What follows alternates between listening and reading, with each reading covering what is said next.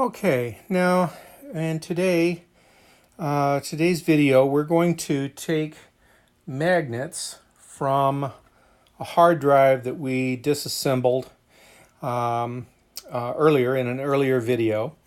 Here is the upper magnet and here is the lower magnet, and you'll see that the the actual rare earth magnet is actually mounted on a backing plate, and these backing plates mate with each other to make the armature position itself very, very accurately.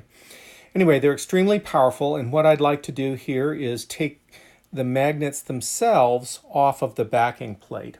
They're a little bit different techniques for each one because of the shape of the backing plate, but I have a vise, and I'm going to push down on that really hard. And really complex tools. Okay, not so complex. Okay. Now the chisel doesn't have to be super sharp, but you want to line it up with the backing plate right at the flat against the backing plate, right up against a surface of the magnet. After some experimenting, you'll get the hang of exactly how fast and how hard to press on the hammer. And then you have to kind of pry it loose. The key is to try to get the magnet at a 45-degree angle so that you can grab it without hurting yourself. Now, you sound a little disingenuous to hurt yourself on a magnet, but the magnet itself doesn't hurt you. It's this foil stuff, which is a plating that they put around the magnet. And I like to tear it off very carefully because it's not like cooking foil. It kind of looks like cooking foil, but it's very sharp. It's thicker than foil. So I take off some of it just to keep it from hurting somebody later. Try to reduce the number of sharp edges.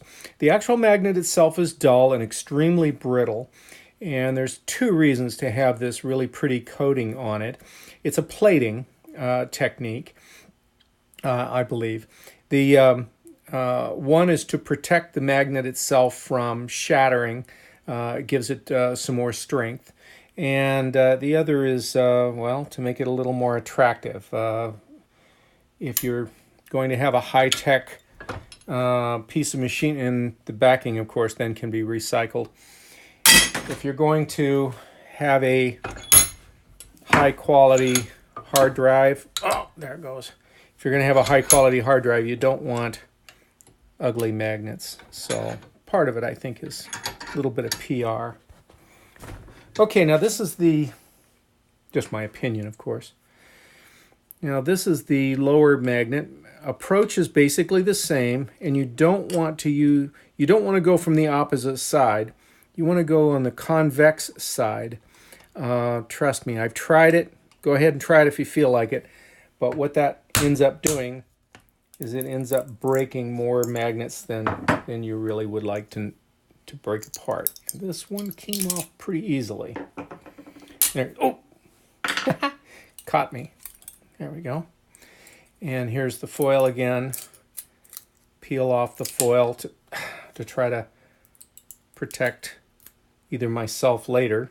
You can tell how clumsy I can be already. Anyway, that takes care of most of it, so it is a little bit safer to handle. Anyway, these magnets are very powerful, so hang on to them carefully, separate them. I usually have a couple of pieces of wood or plastic, and I can put them in between. I can sandwich the magnets in between like this, and it will hold them in place.